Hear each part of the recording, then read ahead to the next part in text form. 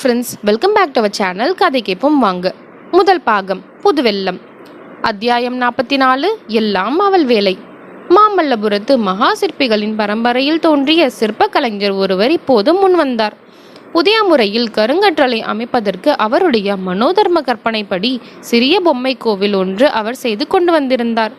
அதை இப்போது மகாராணியிடம் காட்டினார். அதை பார்த்து மகாராணி மிகவும் வியந்தார். ஆழ்வார்க்கடியானுக்கு அருகில் நின்றவரை பார்த்து, பட்டரே, இந்த ஆலய அமைப்பு எவ்வளவு சிறப்பாயிருக்கிறது பார்த்தீர்களா?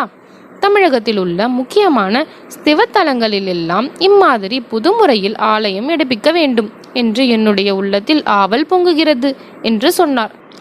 தாயே, தங்கள் விருப்பம் நிறைவேற்றுவதில் தடை என்ன இருக்கிறது? தேவார பதிக பாடல்கள் பெற்ற சிவஸ்தலங்களில் இம்மாதிரி கற்றளிகள் எடுப்பிக்கலாம்.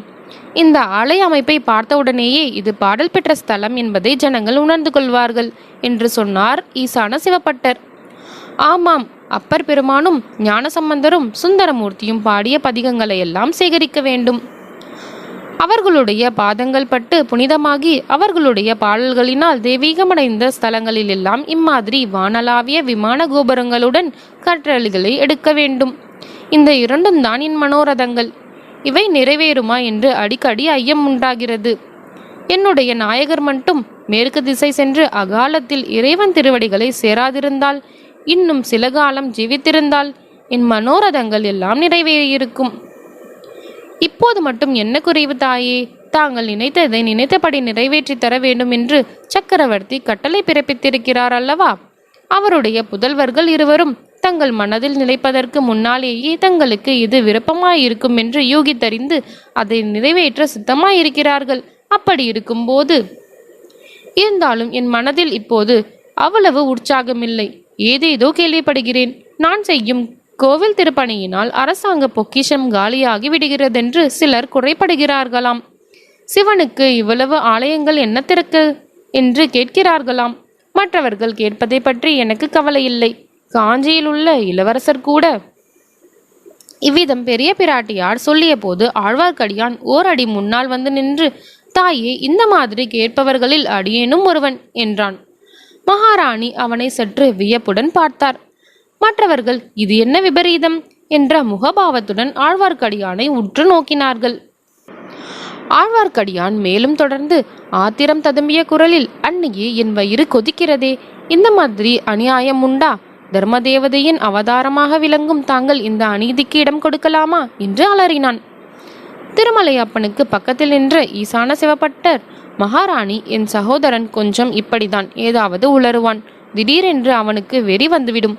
தயவு செய்து மன்னித்து அருள வேண்டும் என்றார். அக்காலத்தில் சைவர்களும் வைஷ்ணவர்களும் தனித்தனி சாதியாக பிரிந்திருக்கவில்லை. ஒரே குடும்பத்தில் சைவ பற்றுள்ளவர்களும் வீர வைஷ்ணவர்களும் இருப்பார்கள். ஒரே பட்டர் சிவன் கோவிலிலும் திருமால் கோவிலிலும் பூஜை கைங்கரியம் செய்வார். ஈசான சிவப்பட்டர் அத்தகைய பரந்த நோக்கம் கொண்டவர். திருமலையப்பன் அவருடைய ஒன்றுவிட்ட சகோதரன். இருவரும் பரஸ்பரம் மிக்க அன்பு கொண்டவர்கள். ஆகவே தம்பியின் பதற்றமான பேச்சுக்காக ஈசான சிவப்பட்டர் மகாராணியிடம் மன்னிப்பு கோரினார். தேவி புன்னகை புரிந்து, திருமலை, சற்று அமைதியாக பேசு. இப்போது என்ன அநியாயம் நடந்துவிட்டது என்று கேட்டார்.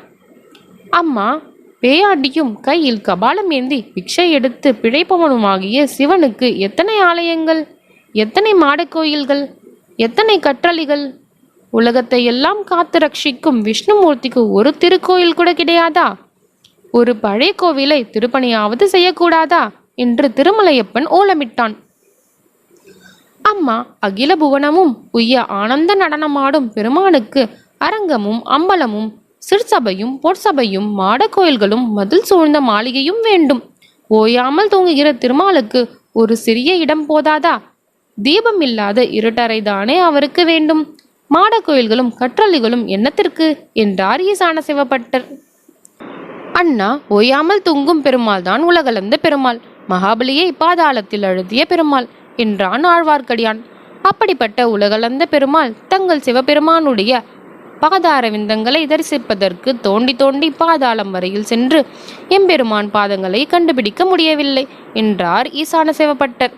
உங்கள் சிவன் அவ்வளவு பெரியவராயிருந்தால் அவருக்கு கோயில் எதற்கு என்று தான் கேட்கிறேன்.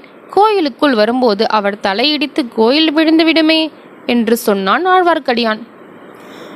மழவரையர் திருமகள் இதை கேட்டு சிரித்துக்கொண்டே, உங்கள் சண்டையை கொஞ்சம் நிறுத்துங்கள். திருமலை, நீ சொல்வது என்ன? பெருமாளுக்கு கோயில் கட்டக்கூடாது என்று யார் சொன்னது? எந்த ஊர் விண்ணகரத்தை புதுப்பிக்க வேண்டும் என்கிறாய்? அதை நல்ல முறையில் சொல்வதுதானே என்றார்.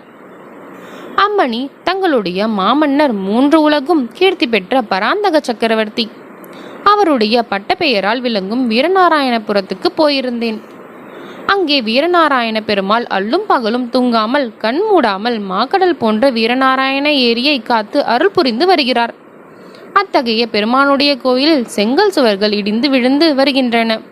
கோயில் இடிந்தால் ஏரிக்கரையும் இடிந்து 100 ஊர்கள் பாழாகிவிடும். வீரநாராயண பெருமானின் கோயிலை கற்றளியாகி திருப்பணி செய்ய வேண்டும் என்றான். ஆகட்டும், செய்வோம். அதை பற்றி விவரமாக என்னிடம் சொல்.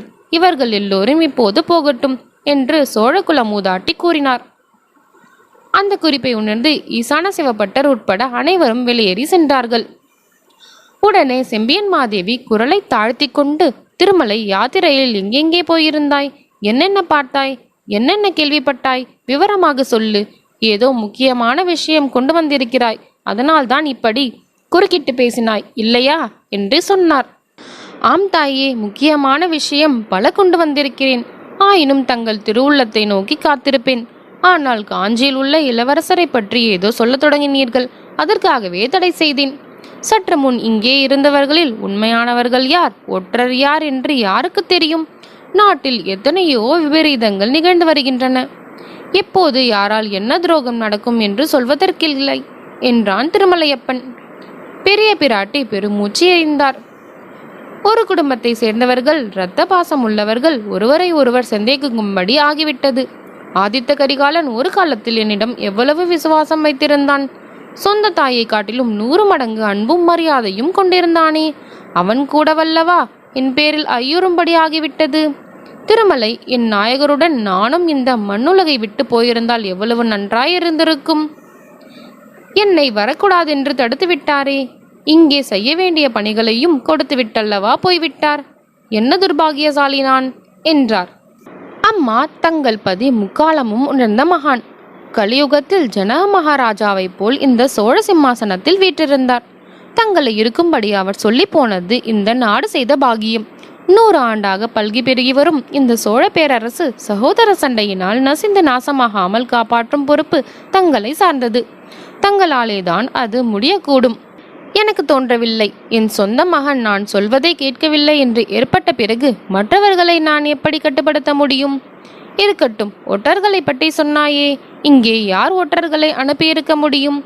இளவரசன் ஆதித்த கரிகாலன் அனுப்பியிருப்பான் என்று நினைக்கிறாயா? என் பேரில் அவனுக்கு அவ்வளவு அவநம்பிக்கை வந்துவிட்டதா என்றார் சிவபக்த சிரோமணியான மாதரசி. என்னுடைய 2 காதினாலும் கேட்டேன் தாயே. இல்லாவிட்டால் இளவரசர் கரிகாலர் தங்கள் பேரில் ஐயப்படுவார் என்பதை நான் ஒரு நாளும் நம்பியிருக்க மாட்டேன். என்ன கேட்டாய் திருமலை? உன் காதினால் என்ன கேட்டாய்? மாமல்லபுரத்து கற்கோயில் ஒன்றின் அருகில் உட்கார்ந்து அவர்கள் பேசிக் கொண்டிருந்ததை கேட்டேன். அவர்கள் என்றால் யார்? இளவரசர் ஆதித்த கரிகாலர் 1, திருக்கோவலூர் மலையமான் 2, பல்லவ பார்த்திபேந்திரன் 3. இவர்கள் 3 பேசிக் கொண்டிருந்தார்கள். இருளடைந்த கற்கோயிலுக்குள் நான் மறைந்திருந்து கேட்டேன். மலையமானும் பார்த்திபேந்திரனும் வெகு ஆத்திரமாக பேசினார்கள்.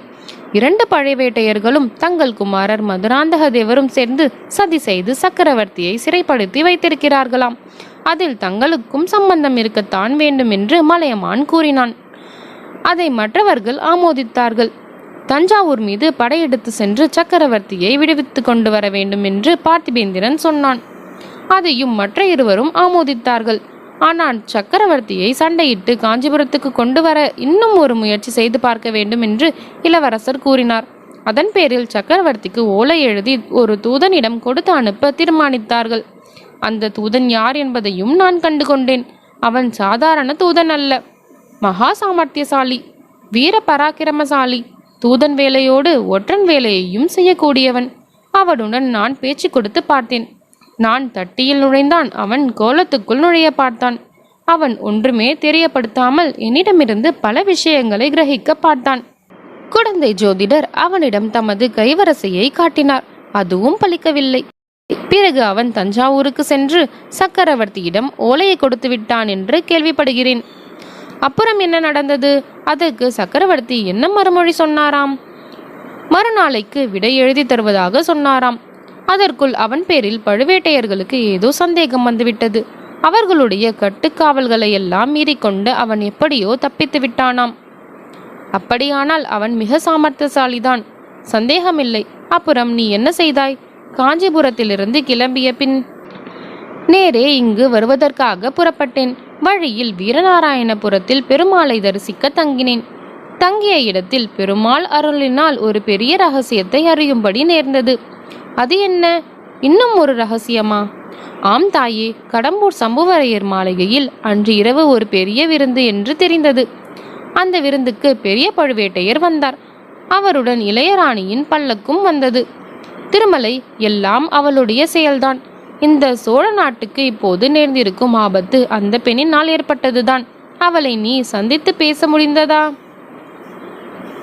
முடியவில்லை அம்மா, முடியவில்லை. தங்கள் கட்டளையின் பேரில் அந்த பெண் பாம்பை என் சகோதரியாக பாவித்து எத்தனை வருஷம் வளர்த்தேன். எங்கெல்லாம் தேடி அலைந்து பிரபந்த பாசுரங்களை கற்றுக்கொண்டு வந்து அவளுக்கு கற்பித்தேன். அதையெல்லாம் நினைத்து பார்த்தால் என் நெஞ்சு கொதிக்கிறது. பெரிய பழுவேட்டையரின் ராணியான பிறகு அவள் என்னை பார்க்க கூட மறுக்கிறாள். அதற்காக வருத்தப்பட்டு என்ன பயன்? இந்த உலகத்து மனிதர்களின் காரியங்களே இப்படித்தான். நினைப்பது ஒன்று, நடப்பது ஒன்றுமாக முடிகிறது. அப்புறம் கடம்பூரில் நடந்தது என்ன? பல்லக்கிலே வந்தவள் நந்தினிதான் என்று எண்ணிக்கொண்டு எப்படியாவது அவளை சந்திப்பது அல்லது ஓலை எழுதி அனுப்பியாவது எச்சரிக்கை செய்வது என்று உத்தேசத்துடன் கடம்பூருக்கு சென்றேன். பெரும் அபாயத்துக்கு துணிந்து கடம்பூர் மாளிகையின் வெளிசுவர் ஏறி குதித்தேன். அப்போதுதான் அந்த அதிசயமான மர்ம ரகசியம் தெரிய வந்தது. திருமலை, உன் வழக்கமே இப்படிதான். மேலும் மேலும் ஆவலை கிளப்புவாயே தவிர செய்தியை சொல்ல மாட்டாய். அது என்ன அப்படிப்பட்ட அதிசயமான மர்ம ரகசியம்? மன்னிக்க வேண்டும் தாயே, அதை சொல்வதற்காகவே தயக்கமாயிருக்கிறது. மூடு பல்லக்கில் இருந்தது பழுவூர் இளையராணி அல்ல. பழுவேட்டரையர் தாம் போகுமிடமெல்லாம் இளையராணியை அழைத்து கொண்டு போகிறார் என்று நாம் எல்லோரும் எண்ணிக்கொண்டிருந்தோமே, அது பெரிய தவறு. பழுவேட்டரையர் பின் யாரை மூடு பல்லக்கில் வைத்து அழைத்து போகிறார்? அந்த கிழவரின் பெண் சபலத்துக்கு அளவே இல்லையா? மூடு பல்லக்கில் இருந்தது ஸ்திரீ அல்ல தாயே. ஸ்திரீ இல்லை என்றால் எந்த ஆண்மகன் அப்படி மூடு பல்லக்கில் மறைந்து கொண்டு வருவான்? மன்னிக்க வேண்டும் அம்மா, மூடு பல்லக்கில் மறைந்து வந்தது தங்களுடைய திருக்குமாரர் மதுராந்தக தேவர்தான். செம்பியன் மாதேவி சிறிது நேரம் திகைத்து நின்றுவிட்டு, கடவுளே, நான் செய்த குற்றத்துக்கு இவ்வளவு பெரிய தண்டனையா என்று தமது வாய்க்குள்ளேயே சொல்லிக் கொண்டார். பிறகு ஆழ்வார்க்கடியான் சம்புவரையர் மாளிகையில் அர்த்தராத்திரியில் நடந்த சதி கூட்டத்தை பற்றி சொன்னான். அதை கேட்டு அம்மாதரசி அடைந்த மனத்துயரத்தை சொல்லி முடியாது. ஐயோ, என் மகனே, உன்னை சிவஞான செல்வனாக்க வளர்க்க முயன்றேனே, அதன் பயனாயுது? சோழர் பெருங்குலத்துக்கு உன்னால் இத்தகைய அபகீர்த்தியா நேர வேண்டும்? சோழ பேரரசுக்கு இத்தகைய பெருந்தீங்கு உன்னாலேயா ஏற்பட வேண்டும் என்று புலம்பினார். பின்னர் திருமலை, மறுபடியும் என்னை பார்த்துவிட்டு போ.